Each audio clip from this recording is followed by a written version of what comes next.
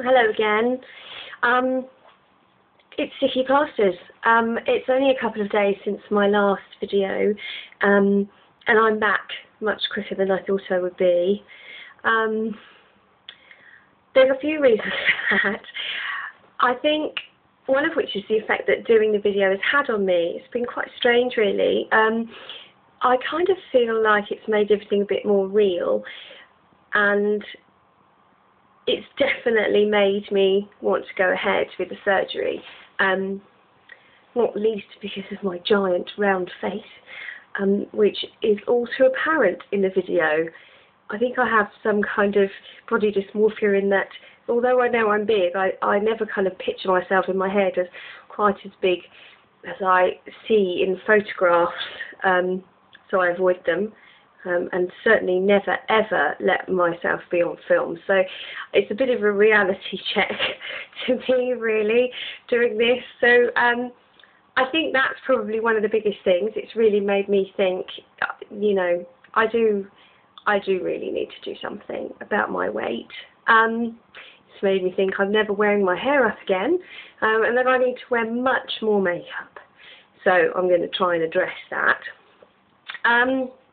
I think the main reason that I wanted to talk to you again today was because this is the last day of a week off work I've had. So I've spent a lot of that time thinking about the surgery and whether it's the right thing to do and all of the research and everything that I've mentioned before. And I think because I've had that time to do it, it's pretty much crystallised the idea in my mind, and I'm fairly certain that it's something that I want to go ahead with now. And that brings the question of to tell or not to tell, and who to tell. And that then raised the question in my mind of, well, why am I questioning that? Why would I not tell people?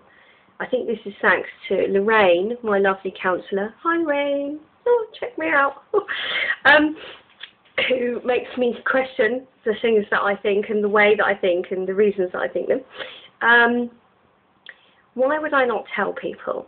Well, some of that's quite easy. I'm not sure whether to tell my GP, my doctor, and that's because my doctor's surgery has this really strange sort of pool of doctors. So when you phone up to get an appointment, you just sort of get whoever's around, which means that although it's quite handy if you just have a cough or a cold or something, you never really build that relationship with your GP. And because this is quite a personal thing, I don't really have a sort of my doctor that I feel I want to go and talk to about this. I think after I've had the surgical consult on the 5th of December, if I definitely am able to go ahead with this, then I will go and speak to my GP,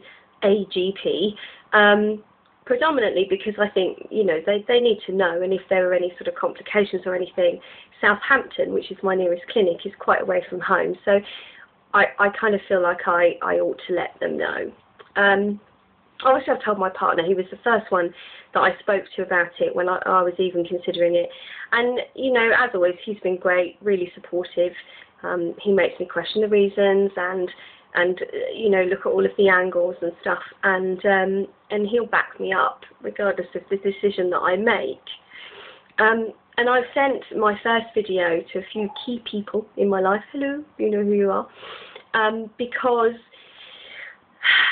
you know, it's a big deal, and I wanted them to know, and I guess it's just easier to send the video which sort of covers everything that I wanted to say, than doing it another way. So it kind of just does it for me, which is quite useful.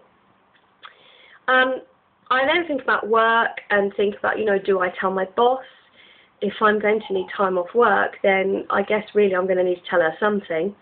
And I don't really want to lie. Do I tell my staff and my colleagues? If I'm going to work drinking shakes and then eating these tiny little meals, something is going to be very apparent. But just generally friends and family and stuff, and telling people, the few people that I've sent the video to, I've kind of sworn to secrecy and told not to tell anyone. And that makes me question why. One of the reasons for that is because I boldly announced my weight on it, and that is not something that I tell people generally, because I'm embarrassed about it, understandably so. and I don't want that all over my Facebook or anything else. But I think it's probably a little bit deeper than that, and the more I question it, the more I think about whether it comes from almost a prejudice I have about myself. I come from a working class family on a council estate, and the simple fact is that girls from working class families on council estates do not get surgery that's unnecessary. You know, it's sort of a skip away from cosmetic surgery. You know, a face job and a boob lift, and it's just not something that happens in the world that I grew up in. It's something that very rich people or American people do, and I'm neither of those things. And I think, if I'm honest, I question whether somebody like me deserves to do something like this almost. You know, it's not for the likes of me, if you like. And that's quite a strange way to think, and not probably a very healthy way to think. And I guess I kind of wonder, you know, what would my mum say if she was still here now? I remember my mum talking about like a pair of shoes that was £120 and somebody bought them, and her saying, oh, I just couldn't justify that expense to myself. And I'm thinking about spending £6,000 on a weight loss surgery because I can't get it together for long enough to just exercise and do it myself. And maybe there's a little bit of guilt about that. And I don't know what she'd think.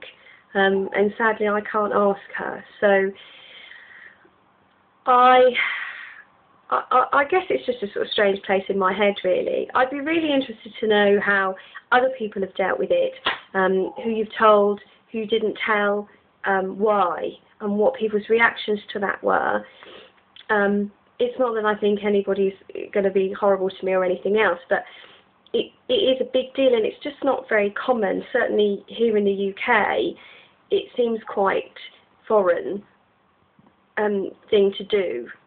So yeah, I think that's about it, really. Strange ramblings. I'm sorry about that. I think this whole video thing has turned into a bit of a Dear Diary for me. So please switch off when you get bored. I wouldn't blame you. I think that's it for now. I'd really like to hear from all of you, to see how you feel about that, how you felt about it, how you've dealt with it, and what other people's reactions were to telling them. I'm hoping that it will become very apparent, not in the not too distant future, that something fairly drastic has happened, because I will be beautifully shrinking. But we'll see. Okay, thanks very much. Bye.